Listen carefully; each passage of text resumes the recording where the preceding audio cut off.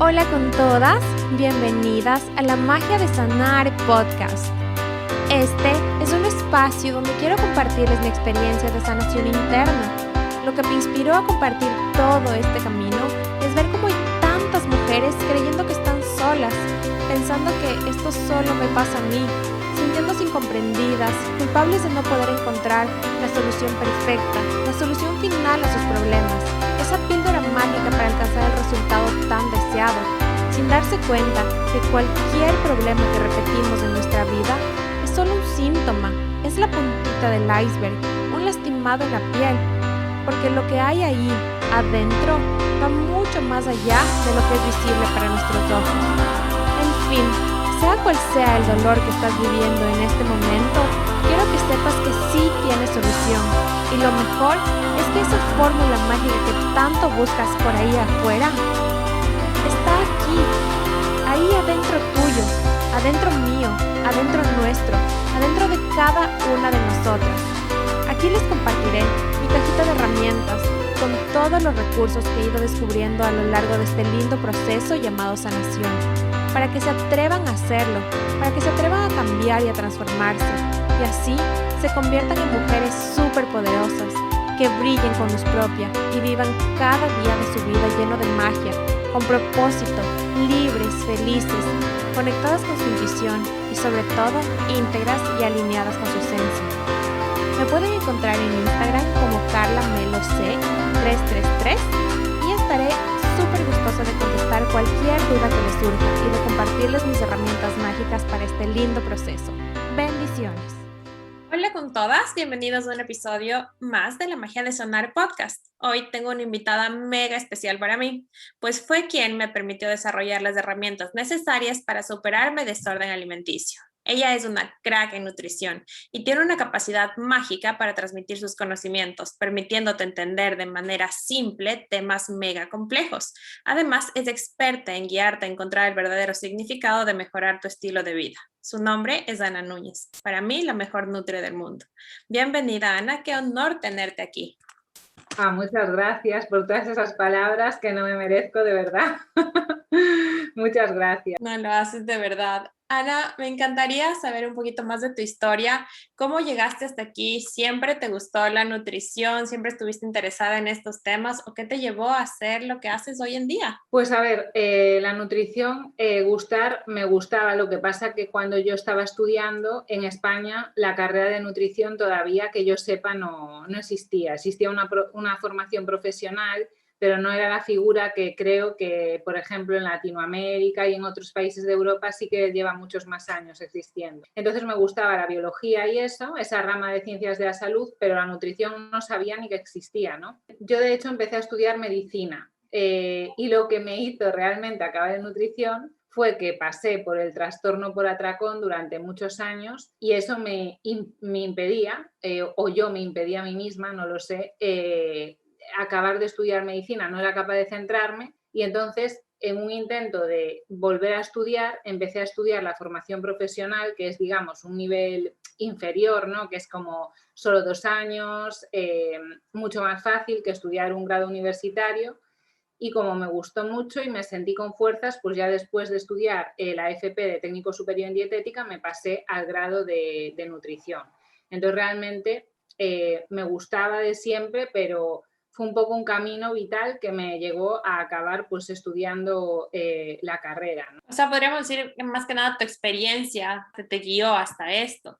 Pues sí, te diría que sí, o sea, que es una cosa un poco extraña porque realmente me gustaba de siempre, pero cuando yo tenía que elegir carrera no había esa opción y después el hecho de ir pasando por este trastorno de la conducta alimentaria me hizo que llegase otra vez a encontrarme con empezar a estudiar sobre nutrición, o sea, que fue una cosa así un poco circular, que no la busqué yo, pero surgió. Exacto. ¿Y cómo fue tu experiencia pasando por este desorden alimenticio? ¿Cómo lo superaste y cómo te atreviste a compartirlo, no tan abiertamente? Pues, a ver, al principio muy mal porque yo no sabía que era un trastorno de conducta alimentaria. O sea, yo pensé que era la única persona en el mundo que se daba atracones y no sabía lo que era eso. Entonces, no se lo podía contar a nadie, ¿no? Que es lo que pasa muchas veces y la gente creo que no lo entiende, que es que tú no puedes pedir ayuda si no sabes qué problema tienes. Entonces yo ¿qué le iba a decir a la gente? Le decía, pues a lo mejor me como una tableta entera de chocolate o algo así, pero incluso eso está un poco normalizado. Entonces la gente, como también me veía que yo no tenía sobrepeso, pues no me podía ayudar. Aparte que me daba vergüenza, obviamente, decir que me daba atracones. Entonces tampoco podía pedir ayuda, ¿no? Y la situación familiar que yo tenía era también de mucho desapego en ese momento porque acababa de fallecer mi madre y claro, pues tenía solo a mi padre, que era una persona con la que la relación que yo tenía era mucho más distante, no de contarle mis emociones ni nada de eso. Entonces, realmente yo sentía que no tenía a nadie a quien pedirle ayuda. Por mi cuenta, al ir pasando los años, intenté ir a un médico, pero bueno, en España, por el sistema sanitario, tú tienes que ir al médico y él, si ve que tienes un problema mental, digamos, te manda a un psiquiatra. Entonces, a mí eso es como que me daba miedo lo de la palabra psiquiatra y no fui. Decidí que no quería ir al psiquiatra.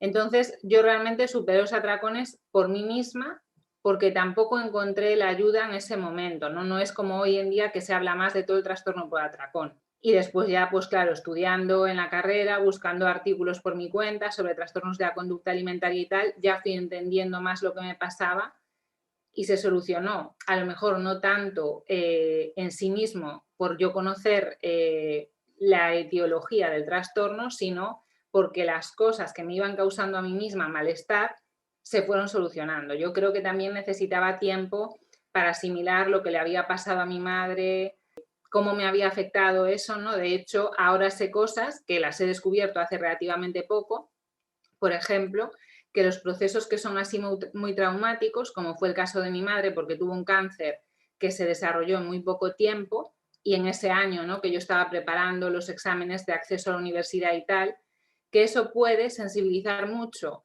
el área de recompensa.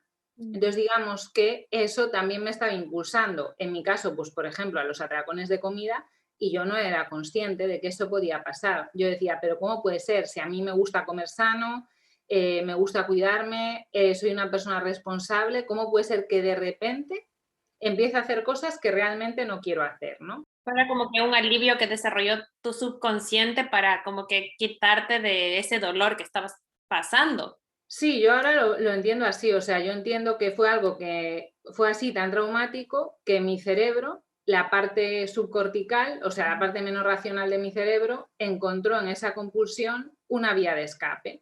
Pero claro, es que precisamente como tú no entiendes lo que te pasa, te genera más malestar, porque no eres capaz de empatizar y ser compasivo contigo mismo cuando no entiendes lo que está pasando.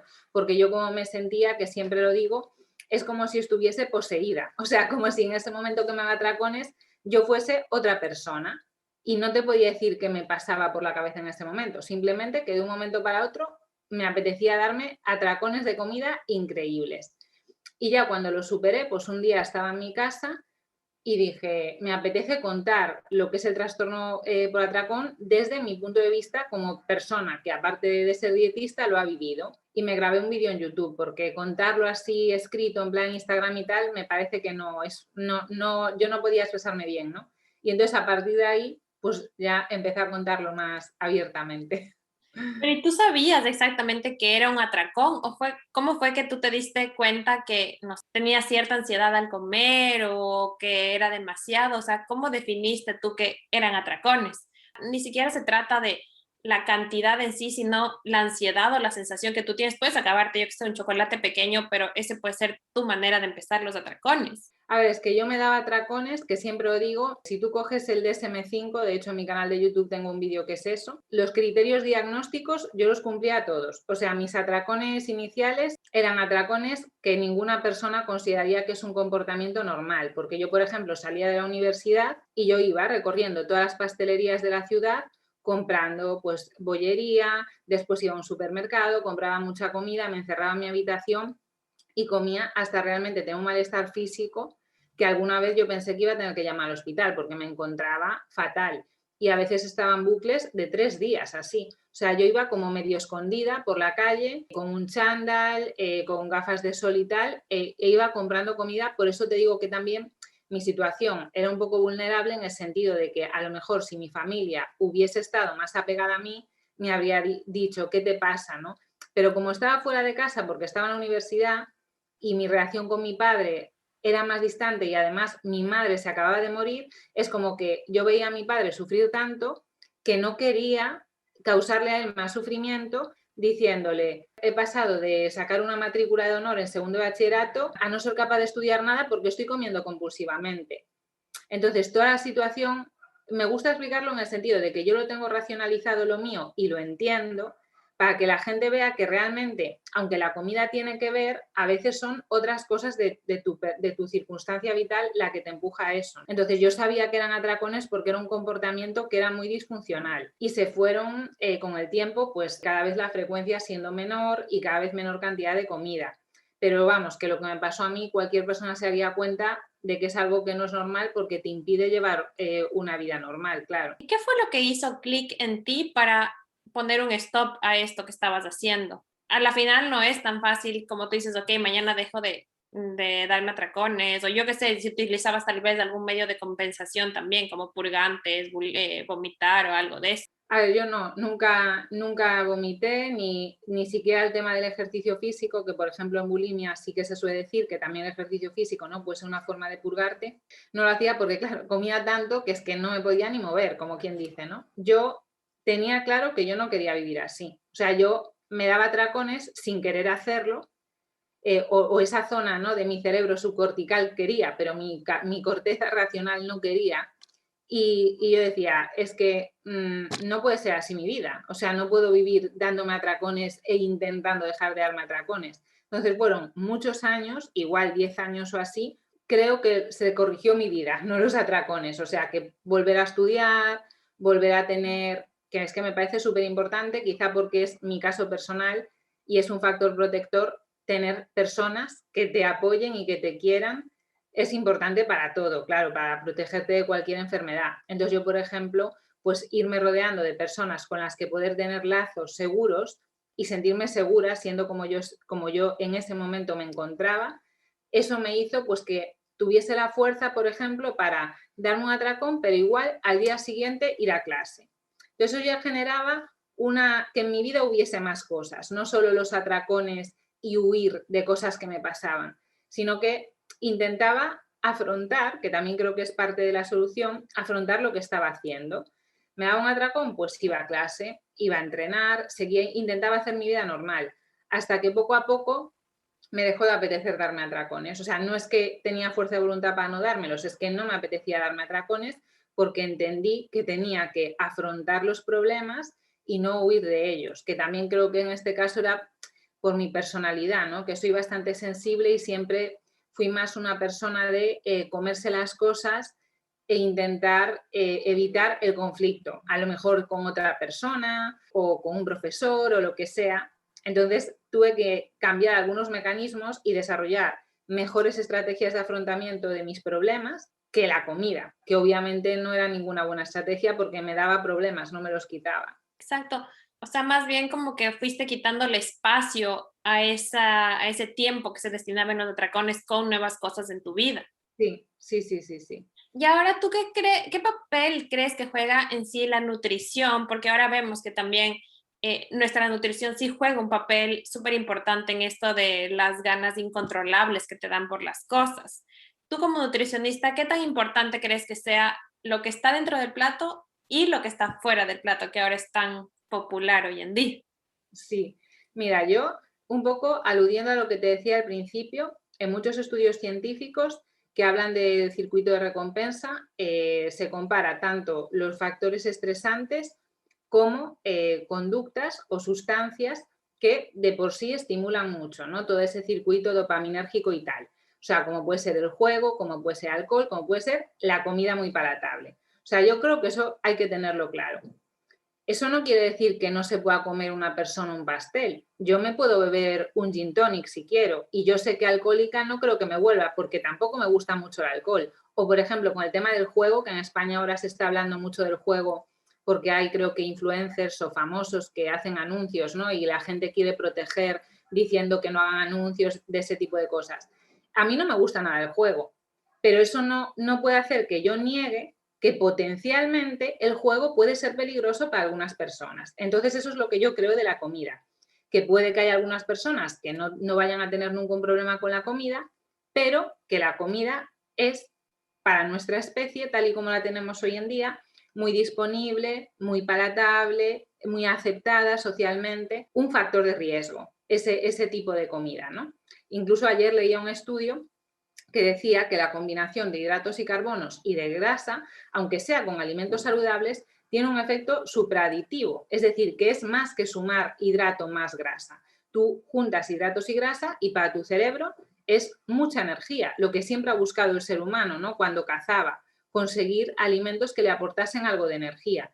Y nos lo dan todo junto. Entonces, eso es un reforzador primario que tiene que ver con nuestra supervivencia y nuestro cerebro nos lo recompensa mucho. Y aún encima eso está socialmente aceptado. Entonces, para mí es un factor de riesgo, es importante y en mi caso personal, yo hasta que descubrí la dieta paleo y el Whole30, considero que mi sanación absoluta no pasó, porque por primera vez en mi vida yo fui capaz de disfrutar de tomarme, por ejemplo, un pescado al horno.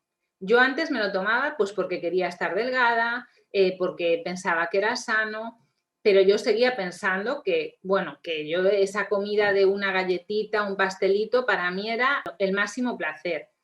Y cuando estuve comiendo solo comida con forma de comida durante mucho tiempo, fue como entender realmente qué es comer, qué es tener hambre, más como un encuentro con lo que yo considero que es directamente una necesidad fisiológica, por decirlo de alguna manera, quitando todo lo hedónico. Y al separar eso, mi cerebro lo entendió y pues bueno, ahora lo veo todo de otra manera. Entonces, para mí lo que en el plato, claro que es importante, muy importante. Y es algo que me llamó muchísimo y que creo que conecté contigo, por eso también es que combinas la parte científica, la parte de todos los estudios que hay detrás de cómo funciona nuestro cerebro en general, con también todos los condicionamientos que hemos adquirido a lo largo de nuestra vida, porque las dos cosas influyen.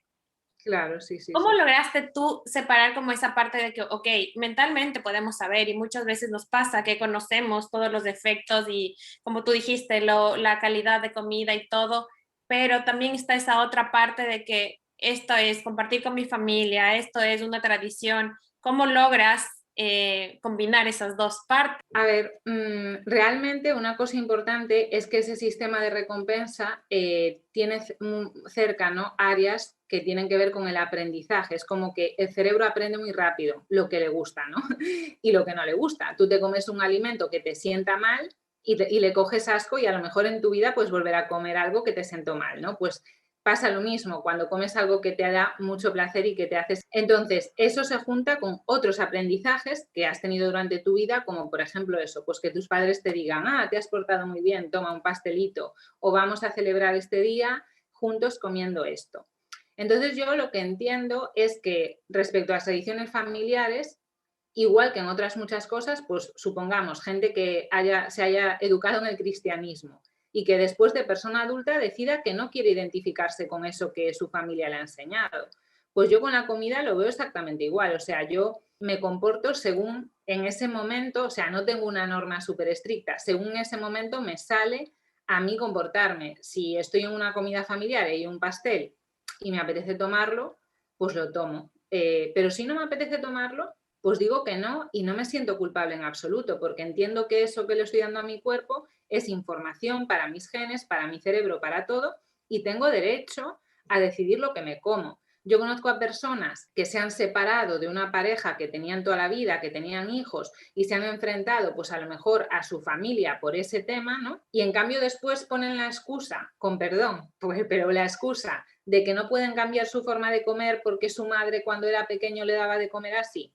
A mí me parece una excusa. Tú puedes definir cómo quieres que sea tu vida e igual que lo haces en otras áreas, con la alimentación también, por supuesto. Pongámonos en el caso, que no era el mío, de una persona que se ha criado en una familia con padres que padecen obesidad y que han comido mal siempre o que le han educado en el sedentarismo. ¿Qué pasa? ¿Que esa persona tiene que perpetuar las tradiciones de su familia? ¿No puede decidir no quiero ser así? Pues yo creo que sí, o sea que hay que empoderar a la gente en ese sentido, de que tiene que tomar decisiones y hacerse responsable de ellas. Y después que también eso depende un poco de cada uno, aunque es complejo porque, por ejemplo, el porcentaje de grasa y cuando se estudian en gemelos y tal, parece ser que las personas que tienen un porcentaje de grasa mayor ven más apetecible la comida. Entonces, que tu propia composición corporal también afecta a tu percepción de los alimentos, ¿no?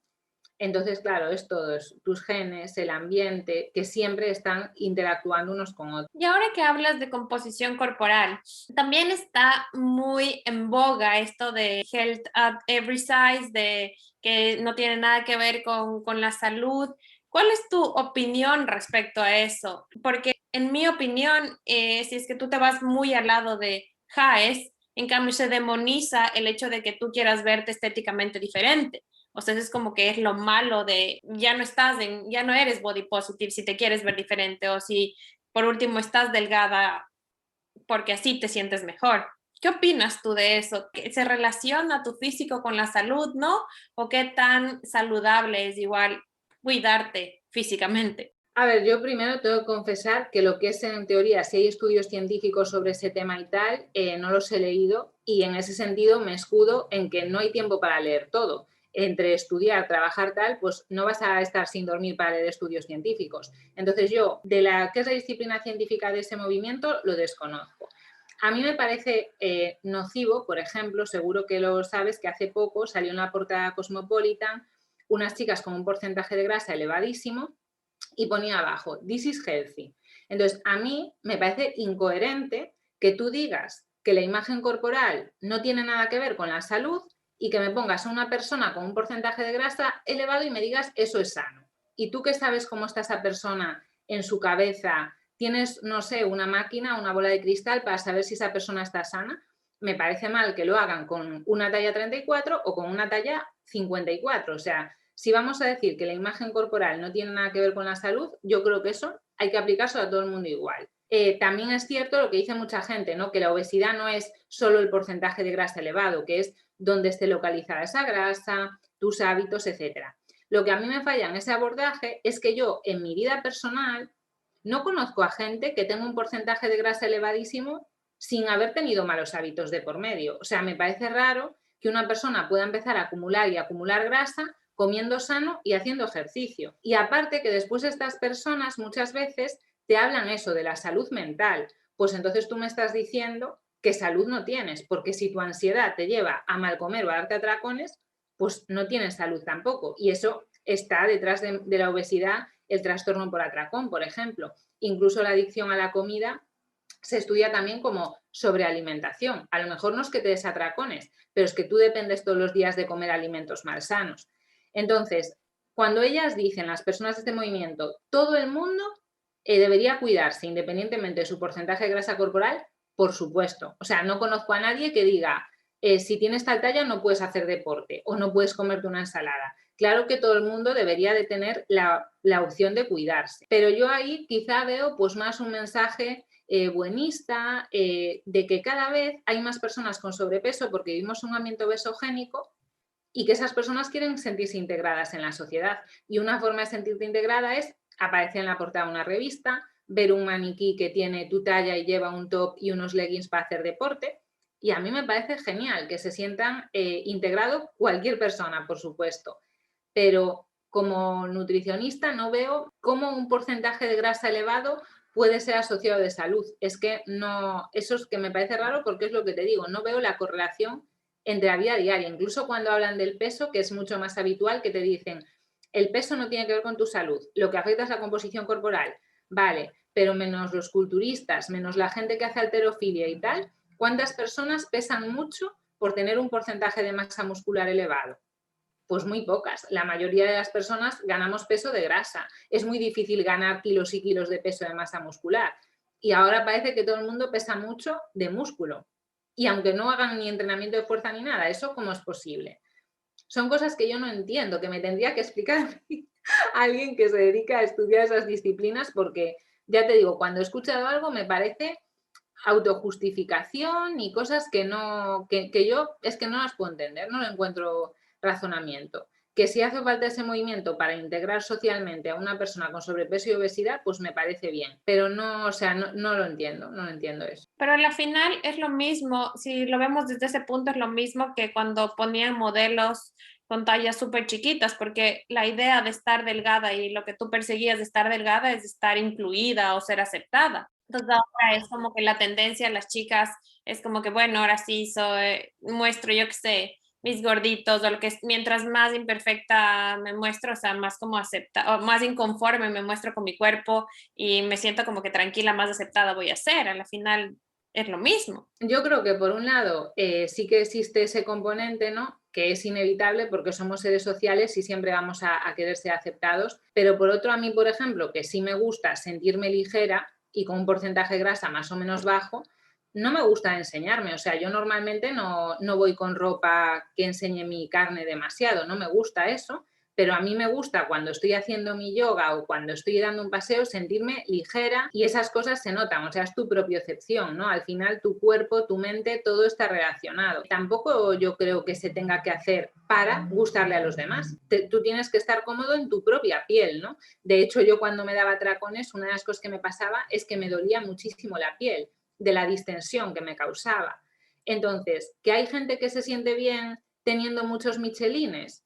Pues a mí me parece perfecto, cada uno que se sienta bien como él esté, pues eso, en su piel. Pero yo no me sentiría bien así. Aparte, es que, ya te digo, yo creo que si llevas unos hábitos de vida saludables, no vas a poder tener un porcentaje de grasa muy elevado. Otra cosa es que quieras tener el cuerpo de una modelo de pasarela, que obviamente es imposible porque esa modelo tiene una genética muy determinada, llevará un estilo de vida muy sacrificado para eso y que posiblemente tampoco sea saludable. O sea, yo tampoco veo saludable eso, pero ¿los deportistas que compiten en las Olimpiadas llevan un estilo de vida saludable? Yo creo que la mayoría no. Muchos incluso han confesado que toman sustancias dopantes, ¿no?, para poder ganar el Tour de Francia, para poder ganar no sé qué. Y a ellos nadie los critica. ¿Por qué? Porque muy poca gente quiere parecerse al campeón del Tour de Francia, pero como mucha gente quiere parecerse a una modelo, pues nos tienen que proteger de las modelos. Al final también es una crisis de valores, ¿no?, de que la gente solo le importe su estética corporal y no le importe su salud, su conocimiento, regalar algo de su tiempo a los demás o a los animales. O sea, yo creo que al final es algo que va más allá de eso. Es cuestión de que cada vez tenemos valores menos sólidos y más inmediatos, porque al final la imagen corporal es algo ¿no?, muy efímero, porque al final todos vamos a envejecer, pero bueno, envejecer con calidad de vida, pues eso está bien. Yo no creo que nadie pueda ver mal que una persona sea independiente a los 80 años porque tenga fuerza y tal. Exacto. Y algo que tú mencionaste que me llegó mucho es como ahora igual, o sea, se juzga mucho, o sea, se ve correcto el que tú estés en una reunión y todo y digas sí al pastel porque ya es como que estás aceptando, estás socializando, estás siendo libre, pero se ve mal si es que dices no al pastel o yo que sea, cualquier cosa que se comparta, es porque vives en restricción, vives a los extremos, o sea, es como que todo sigue siendo como que muy extremista, o sea, como tú dijiste algo de que si un día te apetece, puedes decir que sí al pastel, pero si otro día no te apetece, tienes la libertad de decir que no sin que eso implique culpa, o sea, no siempre hay culpa de por medio y eso no se acepta como que en este tiempo que es como o lo uno o lo otro. Es que mira, ayer justamente compartí en mis historias de Instagram un tuit de un chico que es doctor en psicología y es especialista en comportamientos adictivos o compulsivos y en juego especialmente. Y él decía que no había que poner la diana en la población adicta al juego, sino en los que no llegan a ser adictos, pero que van desarrollando conductas que obviamente pueden afectar a su vida, ¿no? Pues a mí con el tema de la comida me parece lo mismo. Claro que habrá muy pocas personas que encajen en el trastorno por atracón al 100% o en la conducta compulsiva o adicción a la comida o lo que sea, pero todos los que están por debajo, o sea, toda la gente que a los 50 años tiene que tomarse pastillas para hipertensión, para el colesterol, que a los 50 años se rompe la cadera, gente que no puede encontrar ropa de su talla, gente que no hace ejercicio físico porque no puede ni moverse. Toda esa gente tiene un problema también con la comida seguramente, o sea, de que come mal. Entonces, yo no puedo justificar que comer de una forma que es incoherente a nuestras necesidades actuales sea bueno, porque no es bueno. O sea, no podemos comer como si fuésemos a pasarnos todo el día haciendo un trabajo físico cuando nos vamos a pasar todo el día sentados. Eso es ser coherente y ser una persona responsable. Y claro que se ve mal, porque no entiendo por qué se asocia a flexibilidad el hecho de que yo coma mal y no me importe. Eso no es ser flexible. Ser flexible para mí es que eso, si un día puntual me apetece, conscientemente de lo que estoy haciendo. Yo no necesito que un nutricionista gurú de nada me diga, es que de vez en cuando no pasa nada, o es que esto es sano. No, no es sano, no es sano. O sea, comerse un pastel en sí mismo, el pastel no es sano. Otra cosa es que yo me lo quiera comer por gastronomía, porque me apetece disfrutarlo, lo que sea.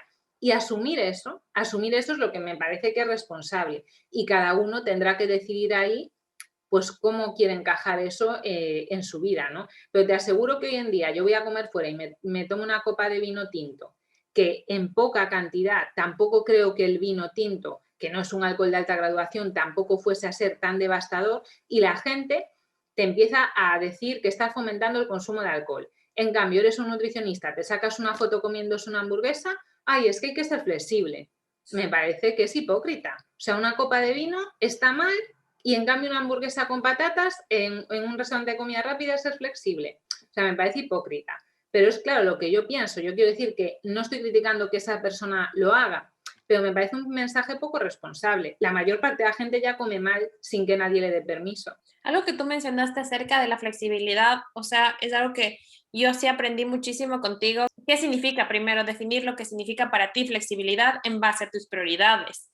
Y ahí vamos al punto de que hay muchísimos tipos de dietas, que ya la keto, la paleo y todo, pero tu mentalidad no cambia, porque yo me acuerdo que, no sé, intentamos, creo que fue paleo, yo te decía esto, keto, y te decía ya, o sea, pero se puede, o puedo comer, yo que sé, este pan o esto, y fue como que, ok, pero tu mentalidad sigue estando en el mismo pan de siempre, pero con otros ingredientes, pero no ha cambiado. ¿Qué opinas tú de esto, que estas tendencias de dietas de moda y, yo qué sé, postres keto, pan paleo, o sea, a la final sigue siendo lo mismo, pero con otras etiquetas? Claro, sí, al final sigue siendo que la gente, en vez de entender que esos alimentos son información para tu cuerpo, coge la etiqueta de moda que le gusta a él en ese momento y la adapta a lo que a él le apetece comer. Es decir, sigue siendo gente infantil que come por motivos afectivos sensoriales en vez de entender un poco de nutrición, porque se lo haya explicado antes. Yo entiendo que no todo el mundo tiene que saber de nutrición,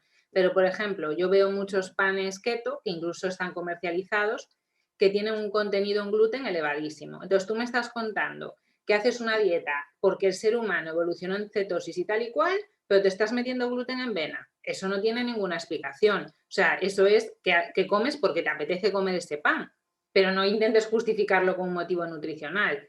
De hecho, hacen retos que se llaman keto clean. A mí eso ya me parece absurdo. Es como si yo digo, esta semana limpio mi casa. Hombre, la casa la tendré limpia siempre, ¿no? Pues comerás bien siempre y la excepción será el día que te tomas esos pastelitos, porque además llevan, a lo mejor, pues mira, harinas de frutos secos que están sometidas a alta temperatura y que esos ácidos grasos poliinsaturados, pues a lo mejor no es lo más correcto hornearlos tanto.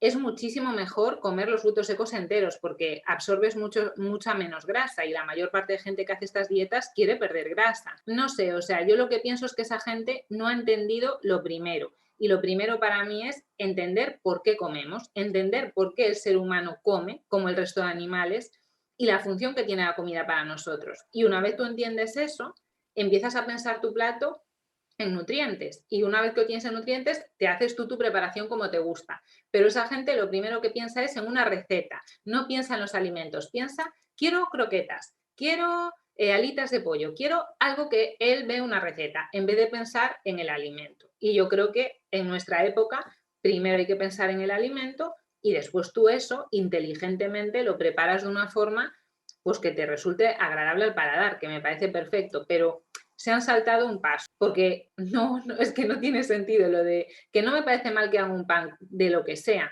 pero que si te fijas es que yo nunca encuentro recetas, y mira que lo intento, que digas, es que nutricionalmente esa receta es superior a lo que te aporta un alimento comido de forma natural. No lo hay, siempre hay que echarle endulzantes, incluso ahora la gente tiene en casa goma Santana, no sé qué, o sea, muchos aditivos que en los estudios científicos dicen que los alimentos ultraprocesados son los malos porque llevan muchos aditivos y es que ahora la gente compra los aditivos para hacer pasteles en su casa. Entonces, estamos en las mismas.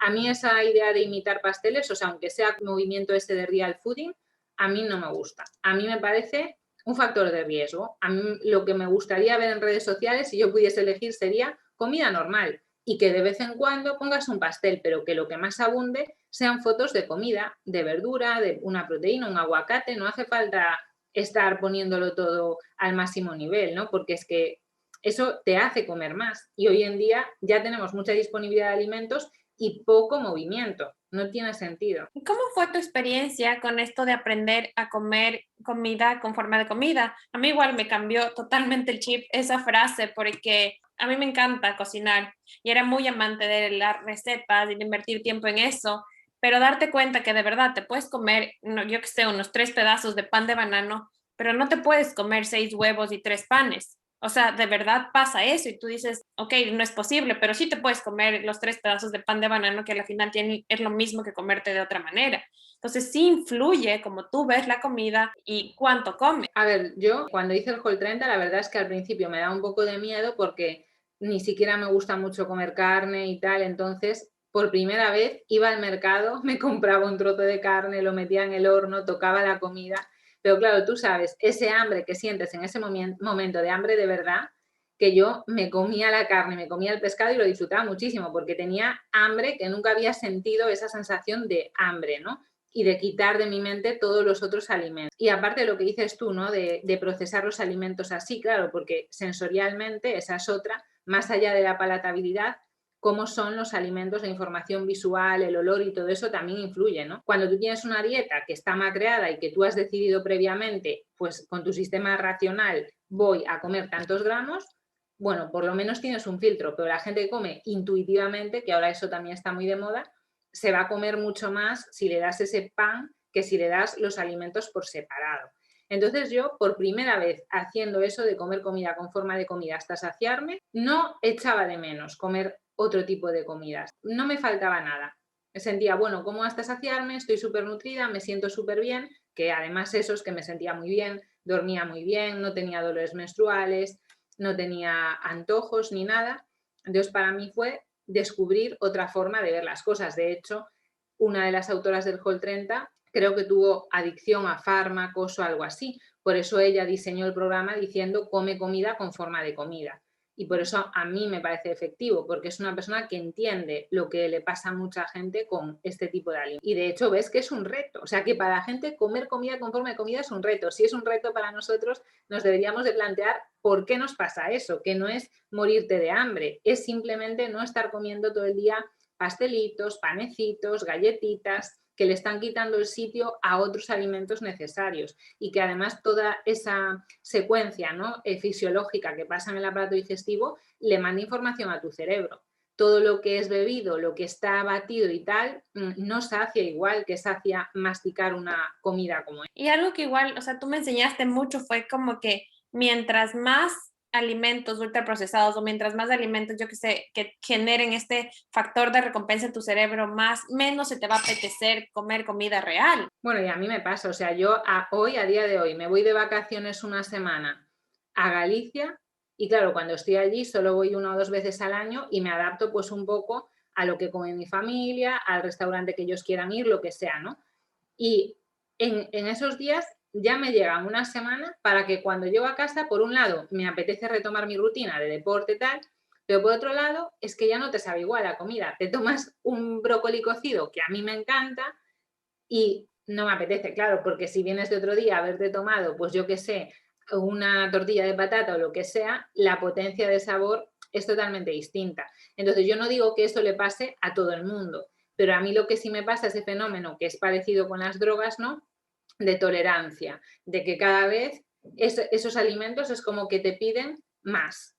En cambio, cuando empiezas a comer comida con forma de comida, es todo lo contrario. Me tomo a lo mejor ahora un donuts y mi cerebro puede sentir que es un placer un poco artificial, que no es que esté rico ese alimento, sino que es más como una droga, por decirlo de algún modo. Yo creo que eso quizá la gente lo tiene que experimentar para sentirlo, pero la verdad es que todo el mundo que lo hace lo entiende perfectamente, porque es algo que lo sientes en tu cuerpo, que sientes que disfrutas de alimentos que antes no disfrutabas y que cuando comes otros alimentos más palatables, muy rápido te enganchas a esos alimentos. Exacto, o que sientes el dulce, porque yo me acuerdo que igual en este Whole 30, o sea, Ay, el sí. dulce de los pimientos se sentía, o sea, yo estaba acostumbrada full a edulcorantes y luego fue como que algún endulzante natural que viene, sientes muchísimo porque ya te acostumbras o te vuelves sensible al azúcar incluso de las frutas y todos. Y me pasa, por ejemplo, que yo no tomo muchos yogures, pero bueno, que cuando veo gente de mi entorno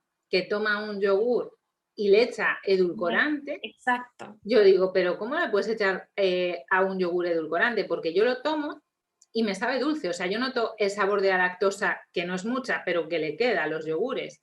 Entonces, eso también te cambia totalmente. De hecho, creo que los azúcares simples y la insulina, que tienen una especie de, no sé cómo decirlo, como efecto analgésico. Porque, por ejemplo, en España, a los bebés, muchas veces, si lloraban, el chupete se le pasaba por azúcar, para que ellos estuviesen como más tranquilos, ¿no? Y yo creo que eso le pasa a muchas personas, que ese sabor de dulce, aunque sea de un edulcorante, le recrea esa sensación del cerebro, porque incluso en nutrición deportiva hay esa técnica de enjuagues que ellos se enjuagan con una bebida que tenga mucho azúcar, pero la escupen, no la tragan. Y solo la señal que te manda la lengua a tu cerebro de azúcar ya llega para esa activación de que tu cerebro sienta, wow, me ha llegado esta energía, ¿no? Esta recompensa. Entonces, eso es otra cosa, lo que tú dices de disfrutar de la comida, que yo creo que a mucha gente no le pasa, ¿no? Y que dice, no entiendo que la gente diga o que tú digas que te sabe dulce un pimiento. Y yo pienso, no lo entiendes porque no lo has probado. O sea, es algo que creo que es inherente a la especie humana, pero que es cuestión de tiempo. Necesitas estar un tiempo suficiente sin comer comida palatable, sin endulzar, sin tal, para recuperar ese sabor de que la comida te sepa realmente dulce como es. Bueno, como es algunos. O sea, a mí una patata, por ejemplo, una patata asada a mí me sabe dulce. Claro, ¿y cuál crees que tú es la clave para poder disfrutar de tu alimentación? O sea, para diseñar lo que funciona para ti, porque Mm, obviamente lo que tú disfrutas no va a ser lo mismo que disfrute yo, pero ¿cómo crees ya. que es esa, yo qué sé, fórmula que se necesita para aprender a ver qué funciona para cada uno? Pues yo creo que tienes que escuchar a tu cuerpo. O sea, yo, por ejemplo, hace unas semanas estaba, bueno, así este curso está siendo bastante estresante, entonces, pues bueno, era un poco más indulgente, entre comillas, comiendo sano, pero, por ejemplo, pues no me apetecía hacer ayunos, pues no hacía ayunos, aunque yo sepa que tienen beneficios, ¿no? No me obligo a hacerlos si en ese momento no me apetece. Me preparaba pues un bizcocho con avena, con huevos, sano, pero que no es tan sano como yo creo que se puede, no es una dieta óptima, pero que tampoco es comer comida basura, ¿no? Y de repente, una semana que ya empecé a estar muy estresada, empecé a estar fatal a nivel digestivo. A las 4 de la mañana me despertaba de los nervios de que no podía dormir. ¿Y yo qué hice? Pues en vez de lo que haría la mayor parte de la gente, que creo que mucha gente diría, ah, pues bueno, pues ya no te exijas más, mujer, tómate un donus, tómate un croissant. Pues yo dije, no, Ana, necesitas una dieta terapéutica. Y me obligué a hacer ayunos, me quité totalmente el gluten, empecé a hacer una dieta muy baja en hidratos que para mí misma me resulta muy terapéutica y en 3 días no tenía dolores de cabeza, dormía muchísimo mejor, a nivel digestivo estaba mejor, entonces a lo mejor hay momentos en los que ya tienes otros factores como puede ser el estrés, que es muy potente, que está añadiendo demasiado peso y necesitas que tu alimentación sea más terapéutica.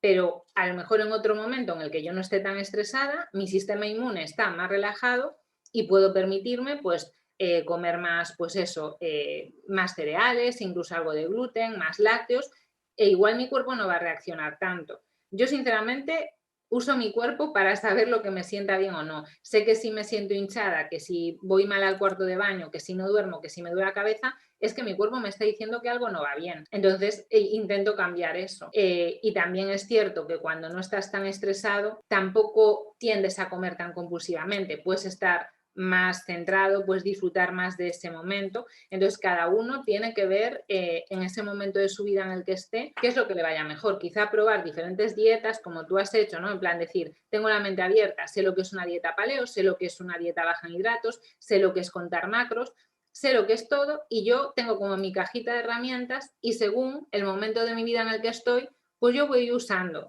porque al final lo importante es que la comida no te domine, que tú seas la persona que utiliza la comida pues como una herramienta para ti mismo. Exacto, o sea, yo creo que eso es clave, saber qué podemos aplicar en cada momento de nuestra vida, pero me pareció algo súper importante lo que tú mencionaste, que nosotros normalmente en esos momentos donde más estresados estamos, donde más problemas, donde más caos está en nuestra vida, creemos que, ok, relájate y come lo que sea, o haz lo que sea, o ya no hagas deporte, o ya no medites, pero en realidad ese es de volver a esas cosas básicas, lo más importante, de priorizar el descanso, de priorizar comer bien, de priorizar hacer ejercicio en esos momentos, porque es lo que al final te sostiene. Aparte que es una cosa, yo lo veo como indicativo de que una persona realmente no lo tiene muy interiorizado. O sea, la típica persona que porque empieza a estar muy estresado dice, pues no entreno, pues no como sano, pues entiendo que para él es una carga, no es algo que realmente quiere hacer. A mí me dices, mañana no puedes hacer yoga y ya me parece mal, porque yo quiero hacerlo, no quiero que me lo quiten.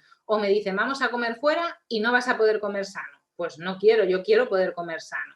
Entonces eso ya para empezar, que si la persona ve que lo que busca es quitarse de encima, es que no lo está disfrutando. Y por otra parte, que en esos momentos que tú estás mal por otras cosas, es cuando la dieta puede ser más una terapia realmente. O sea, que a lo mejor es una nutrición óptima que no la quieres llevar siempre. Por ejemplo, pues imagínate una dieta de estas de protocolo autoinmune que es súper restrictiva. Yo entiendo que nadie quiera vivir así para siempre, pero a ver, en un momento en que tienes problemas de salud graves, tú haces lo que sea por intentar estar mejor. Entonces, en esos momentos es en los que cuanto peor estoy, más me tengo que cuidar, no menos. Exactamente. Y en este caso de estas dietas restrictivas, ¿qué tan fácil crees que sea o qué tan recomendable es para una persona para aplicarlas sin que caiga en estos patrones destructivos, ¿no? Destructivos de adicción a eso? ¿Crees que sea bueno hacerlo o crees que sería más que nada por el por qué? Personas, o sea, también se puso full de moda, yo qué sé, yo cuando hice de protocolo autoinmune, veía que muchas chicas igual decían, o sea, lo primero que destacaban, y en los grupos de keto es súper común eso, porque yo también hice ese plan, es como que bajé 10 libras en una semana, pero si tu fin es mejorar tu salud, ¿por qué te centras en eso? Entonces, ¿qué tan recomendable es aplicar estos protocolos si es que estás teniendo una mala relación con la comida? Claro, es que ahí está el tema, ¿no? Sobre todo en los patrones restrictivos, que creo que tampoco se entiende muy bien. O sea, yo, por ejemplo, jamás voy a felicitar a una persona por estar delgada. Es que me parece absurdo. Yo cómo voy a decirle a alguien felicidades por estar delgada, que igual está delgada porque tiene cáncer, ¿sabes? Es que yo no lo sé. Entonces eso ya es cuestión como de eso, de educación, de valores. El tema de obsesionarse demasiado sería porque la persona lo que tiene como fin es estar delgada, no porque tenga como fin la salud, porque la salud no es como una zanahoria que vas persiguiendo y te roba, no, es algo que te tiene que sumar. Yo sí haciendo, muchas veces pasa en el ayuno intermitente, que las chicas dicen que pierden el periodo haciendo ayuno intermitente. Eso es porque no has comido lo suficiente. Incluso lo que la gente dice que obsesiona, contar macros, cuando cambias mucho tu alimentación, es bueno contar macros, porque a lo mejor tú haces una dieta cetogénica y no sabes y sin darte cuenta estás comiendo muy poquitas grasas y solo comes proteína y verdura y eso te va a hacer sentir mal, pero no es por la dieta, es porque no la estás haciendo bien. Entonces hay que comer suficiente. ¿Y cómo se sabe que uno come suficiente? Porque tiene energía, porque tiene ganas de vivir, porque tiene ganas de entrenar, porque va bien al cuarto de baño, porque tiene el pelo bien, porque tiene las uñas bien, porque duerme bien. Entonces, al final la salud busca estar bien. Si algo te genera una obsesión, yo creo que la causa no es ese algo que tú estás usando, sino lo que está detrás. O sea, es como cualquier trastorno obsesivo compulsivo. No es lavarse las manos no es malo. Lo malo es lo que tú sientes que te hace tener que estarte lavando las manos hasta que te quitas casi la piel. Pues con la comida pasa igual, lo que pasa que la gente lo tiende a entender mal y le echa siempre la culpa a la comida, en vez de intentar entender qué le está pasando a la persona detrás. Y yo siempre pongo, en mi caso personal, porque no me importa hablar de mí, lo de los atracones, que la gente dice, sin restricción no hay atracón. Perdona, o sea, yo no es que me restringiese, pero se acababa de morir mi madre, tenía una relación difícil con mi padre, me sentía sola, me sentía insegura. Eso era mi problema. Y cuando tú le das importancia a mi comida, le quitas importancia a mi problema, que es como yo me siento. Y el tema es ese, que mientras sigamos pensando que la gente que se restringe tiene un problema con la comida, no le estamos preguntando, oye, ¿te sientes sola? ¿Te sientes segura? ¿Te sientes suficiente en tu trabajo? Eso es lo que una persona tiene que sentir bien, y ya después lo otro pues lo hará de forma funcional, o sea, como cualquier otra cosa. Te puedes obsesionar con ser la número 1 en tu trabajo y no dormir también, o con lo que sea. Lo que pasa es que la gente se tiende a obsesionar mucho con la imagen corporal, por lo que yo te decía antes, o es mi percepción, porque la gente hoy en día valora más la imagen corporal que alguien con conocimiento, por ejemplo. Yo cuando oigo a gente que habla súper bien, que es súper culta, yo los admiro muchísimo, pero hoy en día se ve que lo que importa es ser guapo o incluso estar operado, y lo otro a la gente le da igual. Exacto. Un punto súper importante es, ¿qué tan fácil crees que sea tú superar un desorden alimenticio, un trastorno por atracón, en general un TCA, sola, como fue en tu caso? O en mi caso, yo lo intenté mucho tiempo sola, pero para mí tu ayuda fue clave. ¿Qué tan importante crees que es esta guía en nutrición, o yo que sé, también ayuda psicológica o ayuda en general para superar estos procesos? Yo creo que depende de la persona, o sea, es que yo no soy nada corporativista, yo nunca digo, ay, los nutricionistas, qué bien, no intrusismo, no sé qué, yo no. Yo creo que cada persona tiene su búsqueda de la salud y tiene derecho a buscarlo como sea, o sea, con un psicólogo, con el santero de su pueblo, con la persona que le inspire confianza y seguridad, porque no podemos obviar que hay mucha gente que va a un nutricionista o a un psicólogo y sale peor de lo que entra. Eso es una realidad, y aún encima la gente se gasta el dinero y se siente muy frustrado porque dice, me gasto el dinero, pues es que yo tengo un problema, que el problema soy yo porque lo mío no tiene solución, y yo eso nunca lo voy a aceptar. Ninguna persona es el problema, hay que encontrar la manera en que esa persona pueda salir adelante, como sea. Y me da igual que sea con un profesional sanitario, hablando con un amigo, escuchando música que le haga feliz, como sea. Entonces, no creo que siempre los profesionales de la salud tengan la respuesta, porque si tú te quedas con lo que te han dado en tu formación y no sigues estudiando por tu cuenta, ya te falta muchísimo. Y porque aparte ese autoconocimiento que es necesario, ¿no?, de nosotros, es algo que solo tú mismo puedes hacer. O sea, yo hay cosas que sé de mí misma que ningún psicólogo ni ningún nutricionista puede saber si yo se las cuento. A mí muchas veces me pasa, los nutricionistas tampoco podemos mucho preguntar a la persona como si fuese un psicólogo, porque tampoco está predispuesta la persona a contarte todo lo relacionado con su vida, ¿no? Y cuesta hacer esas conexiones. Entonces, tiene que ser mucho trabajo de introspección. Para mí, quizá, es más importante que la persona se conozca a sí misma y que quiera superar ese problema. O sea, no creo que todo el mundo necesite un profesional de la salud. Es que hay gente que no lo necesita. Entonces, para mí sería mentir si te dijese que todo el mundo necesita. Pero, por supuesto, que sí que pienso que hay que ser valiente para pedir ayuda, y que si necesitas ayuda la tienes que pedir a tu familia, a un profesional de la salud, a una asociación, a lo que sea. Pero que hay cosas que no podemos superar solos y que somos seres sociales, y que al final pedir ayuda también es bueno. En eso sí que estoy totalmente de acuerdo. Pero aquí, ¿cómo tú lograste combinar todas esas claves para lograr ayudar a las personas? Porque yo me acuerdo que cuando nosotros empezamos a trabajar juntas, o sea, probamos un millón de cosas, o sea, y no era la típica, porque yo en un punto también era como que, pero dime que cómo, porque ya estaba harta de probar tantas cosas, y era como que no, es que si es, o sea, no te puedo dar la solución porque, como acabaste de decir, tienes que conocerte. Entonces, había como que un análisis profundo de que llegar a todo atrás para que encuentre yo mi razón para saber por qué estoy haciendo lo que estoy haciendo. ¿Cómo lograste tú desarrollar todas estas herramientas? Y a la final no es común que una nutricionista, o sea, te diga, no te diga solo, ok, come estas cosas, pum, pum, pum, y ya. Yo te digo que pienso que también hay un problema, y es que hay un sesgo. O sea, las personas que estudian nutrición es porque la nutrición le interesa por el motivo que sea. Entonces ya no sirve para compararlo con el resto de la población. Ya para empezar eso, un nutricionista que se fíe de que él mismo puede comer un bombón y ya está, no se puede comparar con el resto de la población, porque él es nutricionista por algo. El resto de la población, a él no le interesa a lo mejor ni la salud, ni la nutrición, ni nada. Y lo que creo es que el hecho de que yo pasé por ese trastorno y tuve que hacer ese recorrido quizá me hace empatizar, ¿no?